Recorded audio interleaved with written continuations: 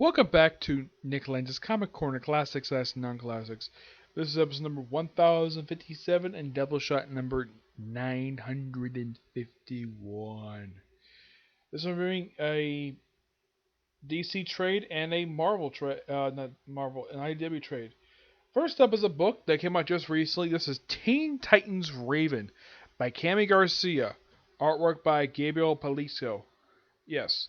This particular book is just it's just basically just it's a take on Raven if she was a real life high school student. Though she did keep some of her power she has from the regular DC universe. There's also appearance here by Trigon and Deathstroke because, well, why not? Yep. And the headphones become a key thing in the book because the headphones also keep her hearing in check. Yeah. Oh, she can actually hear stuff perfectly fine.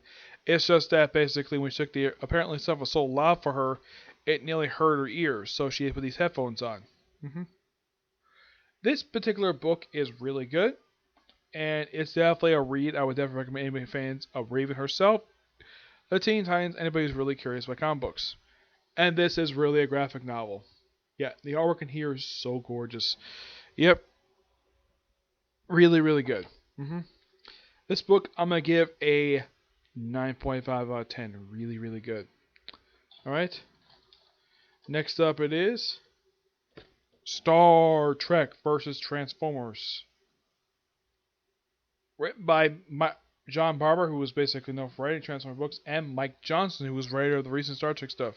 Yeah, this is a crossover between, get this, the classic 80s cartoon of the Transformers. As for Star Trek, it's the 1970s animated series. Oh, in case you're wondering, despite the fact on the cover you see obviously open the Matrix leadership, that actually does not happen in this book at all. Unknown, this book is actually canon with the Star Trek timeline. Yeah, in the case of what happened with... Now, here's the story with this one. The Enterprise, this is of course, now Chekhov is not in this book by the way, this is because the animated series, we have a cat girl basically actually in control. And Kirk protects her a lot in this book because he doesn't want her to get harmed. Well, not just because she's a woman, or a crew, but because she's a beautiful woman. Cat. So, they come across this planet, they are basically receiving a stress call from miners, and then they're attacked by the frickin' Decepticons. It's the frickin' Decepticons show up. Yes, I'm thinking, how the heck did the Autobots and Transformers get to the Star Trek universe? The answer is never explained. My only guess is the writers did this because, well, both franchises are licensed by IDW, so they have full reign to do this, no problem at all. Despite the fact that Star Trek is owned by Paramount and Transformers is owned by Hasbro. Probably because also Hasbro was working with Paramount. That's why the reason why this crossover was allowed to go through. Yep. And who's team up? And they have the Decepticons have an ally. The Klingons. Yep, the frickin' Klingons. Because why not? They team with him because, well, they both hate humans. Of course, they accuse him of being human, but it's like, that is outrageous. I am a Klingon. I'm Commander Kerr of the Klingon Empire. I believe this is the same guy also up in this Deep Space Nine. Yep. How the Enterprise crew meet Optimus is quite interesting. Yeah, he just comes out in his truck form. Yeah, he thinks he's gonna run him over, so Kirk accidentally shoots him, actually wounding him. Oh yeah, and where are the rest of the Autobots? Behind a frickin' wall. Now the Autobots in here, aside from Optimus, is Ratchet, Bumblebee, RC, Jazz, and Windblade. I'm thinking, Windblade was not in the original G1 cartoon. This is probably her G1 version of her. Yep. For the Decepticons, it's Megatron, Soundwave, Starscream. Let's see. There's also Thundercracker, and that's really it. Yep. Oh, in case you're wondering with the whole thing with the Enterprise, yeah, that's basically based on. They have a thing in here where Kirk basically uses thoughts of the Enterprise, well, to help fight Decepticons. So he actually has the Autobots build him a gigantic, much more bigger version of the Enterprise, based upon his memory of it. Apparently, Kirk knows every single thing about the Enterprise.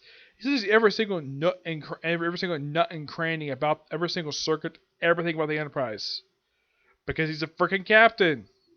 Why not?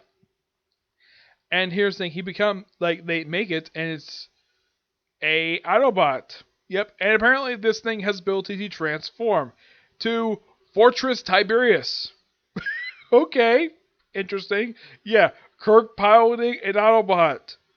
Brilliant stroke of genius. My only guess is the reason why that they actually built this damn thing is because, well, the Autobots can't exactly go in the corridors of the Enterprise. For a very good reason. And the reason is pure and simple. They're too freaking big. Which makes sense. If this was a live action version, they would barely fit in the hangar bay anyways. Much less the cargo bay. Yep. One point, Starscream goes off his nose and goes to Kronos. Takes over the planet and then becomes a full-out brawl where you have the Autobots forced to team up with basically you have the Autobots Federation and the Klingons teaming up to take on the freaking Decepticons and an all-out war on Kronos, which Megatron loses and is held hostage by the freaking Klingons. Optimus takes the Enterprise, well the Cybertronian Enterprise for his own ship, and that's that. It's an overall really fantastic series.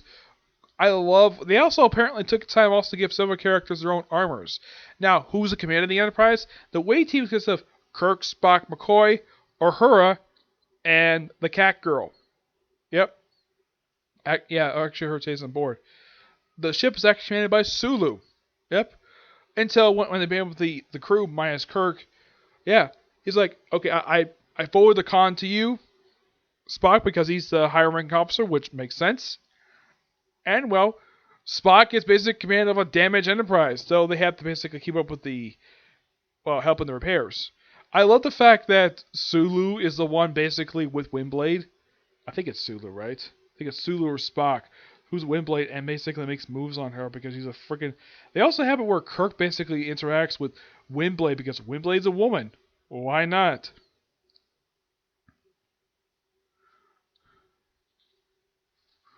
And it's something that the first one she picks up is, I think it's supposed to, not Sulu, it's, I don't know who she picks up. Yeah, Bona picks up the cat girl. Which I think is so hilarious. We also have a cameo appearance in this comic of, I kid you not, Zephyrin Cochran for First Contact. Yeah, it's the actor, James Convoy, I think his name is, the guy who played in the movie.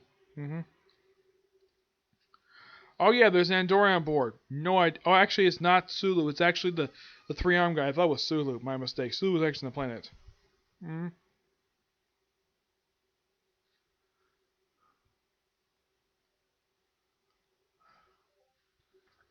Yeah, I love the fact that, well, she's with Kirk a lot of the time in this book, which I think is so hilarious. So, basically, since Windblade's the only extra with the plane, you have Sulu piloting the plane, you have the cat girl, like, what's the cat girl's name? I keep forgetting this woman's name. She only appears in the animated series plus this comic book. I think she also appears in the comic as well. Erex, yeah. She basically is the one driving Bumblebee, which I think is so hilarious. Yes, like, how do you fly a car? It's so funny. Absolutely so hilarious. And who's driving Jazz? Let's see, I think it's Scotty who's driving Jazz.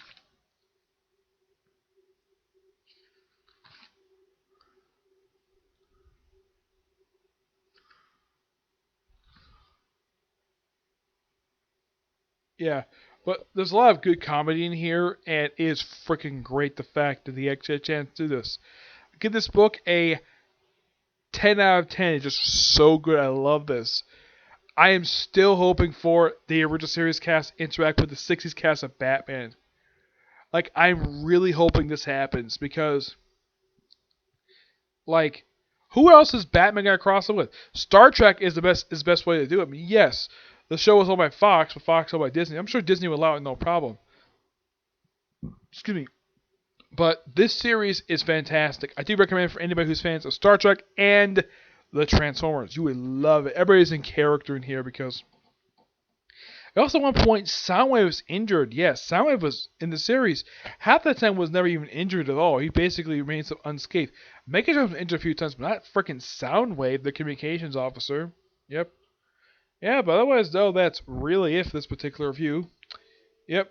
So my next review up soon will be review of the next episode of Boruto. Well, at least new one anyways, okay? But see you next video. Bye.